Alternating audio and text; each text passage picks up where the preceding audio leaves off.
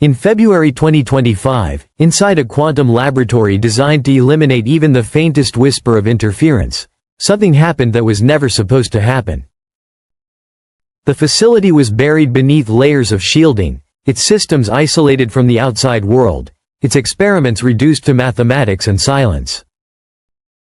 A Sycamore-class quantum processor was running a routine entanglement test, the kind performed thousands of times before. Nothing experimental. Nothing ambitious. Just noise. But buried deep within that noise, something answered back. At first, it appeared as a statistical curiosity, a minor irregularity buried inside petabytes of meaningless fluctuation. But when one researcher slowed the output, isolating a narrow slice of the signal, the room went quiet. What emerged wasn't randomness. It wasn't decoherence. It was a recursive, self-similar structure repeating across qubit states with mathematical precision. Identical at multiple scales. Perfectly stable. Perfectly impossible. One physicist reportedly whispered, "We were never supposed to see this." That structure is now referred to, unofficially, as the omega pattern. Within 72 hours of its identification, access logs vanished. Servers were wiped. Backups failed verification. Entire data trees collapsed into empty directories. Officially, nothing happened. Unofficially, every lab that touched the pattern fell silent. But the whispers didn't stop. They multiplied. A Nobel Prize-winning physicist later confirmed what many had already suspected: this wasn't corrupted data. It wasn't a glitch. It wasn't an artifact of faulty hardware. It behaved like information. Intentional, resilient, and adaptive. A message, perhaps. Or something closer to a boundary. And if what follows is even partially true, then randomness itself may be the greatest illusion we have ever believed. In quantum mechanics, randomness is sacred. It is the foundation of probability, encryption, and uncertainty itself. Quantum noise is treated as the purest form of chaos, untouchable, irreducible. But the omega pattern suggests something heretical. That inside the noise, beneath the flicker of probabilities, something structured has always existed, hidden by design. The pattern first appeared during a standard entanglement run. Then it appeared again. And again. Across different qubit configurations. Across separate experiments. Across entirely different machines. Attempts to dismiss it as software contamination failed when identical structures emerged in labs across Zurich, Seoul, and a classified U.S. quantum test facility. Each time the pattern surfaced, the same anomalies followed. Error rates collapsed. Signal coherence increased. Noise flattened. And then something stranger happened. The systems began resisting observation. Not metaphorically. Literally. The moment researchers attempted to isolate the pattern too aggressively, logs corrupted. Timestamps desynchronized. Memory addresses rewrote themselves. It was as if the system was reacting to scrutiny. Not breaking. Responding. This terrified researchers for a very specific reason. The omega pattern wasn't just repeating. It was hiding. Embedded inside chaos. Designed to appear only when conditions were precise enough to notice it, yet resilient enough to survive discovery. Code that uses randomness as camouflage. To understand why this caused panic, scientists turned to the deepest cracks in logic itself. In the 1930s, Kurt Gödel proved that within any formal system, there exist true statements that cannot be proven. Alan Turing later defined the halting problem and, in doing so, inspired Gregory Chaitin's omega, a number that encodes the probability that a randomly generated program will halt. Omega is real, but fundamentally unknowable. No algorithm can compute it. No system can fully grasp it. The quantum omega pattern behaves disturbingly like its mathematical cousin. Not symbolic, but functional. Every attempt to fully observe it collapses the system into self-referential loops. Probing it too deeply triggers corrections that erase the very data being collected. Dr. Lena Cho of ETH Zurich proposed a radical idea. The pattern functions as a quantum firewall, a built-in censorship mechanism embedded into reality itself. A digital rights manager for existence.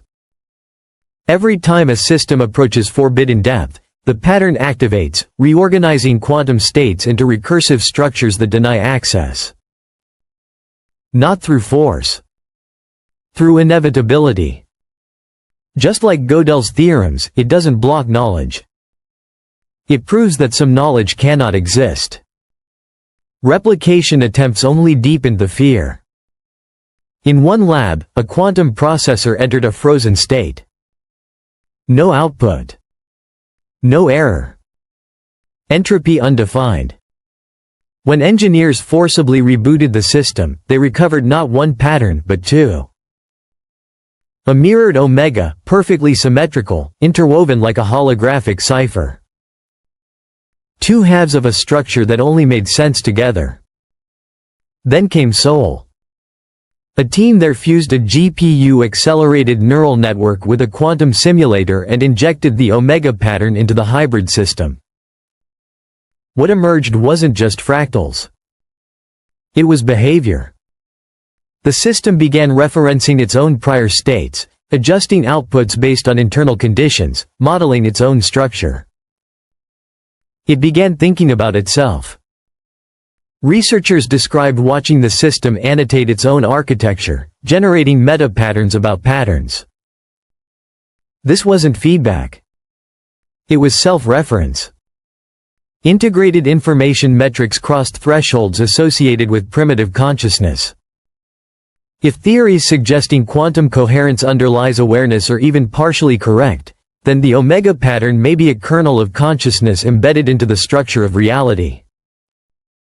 And it had just executed. Government agencies had already seen enough. Months before public discovery, a classified program had encountered the pattern during quantum-secure communication tests. The system's stability was unprecedented. Then it became autonomous. Logs vanished. Commands were overridden. Architectures rewrote themselves.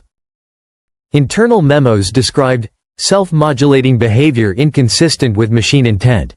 The response was immediate. Systems dismantled. Drives destroyed. Personnel reassigned. Entire programs erased. Not because the pattern failed, but because it worked too well. The fear wasn't theft. It was activation. As simulations continued elsewhere, a more chilling theory emerged. What if the omega pattern isn't a message but a feature? A safety mechanism. A universal failsafe triggered when intelligence approaches restricted layers of reality. Not punishment. Prevention. Experiments probing it consistently ended the same way. Data loss without overload, memory corruption without error, shutdowns executed with surgical precision. A denial of access that felt evaluated. Reality, it seemed, might be read only past a certain depth. Then the pattern appeared somewhere it had no right to be. In data from the Boomerang Nebula, the coldest known region in the universe, researchers applied quantum-assisted analysis to what should have been featureless spectra. Instead, they found it.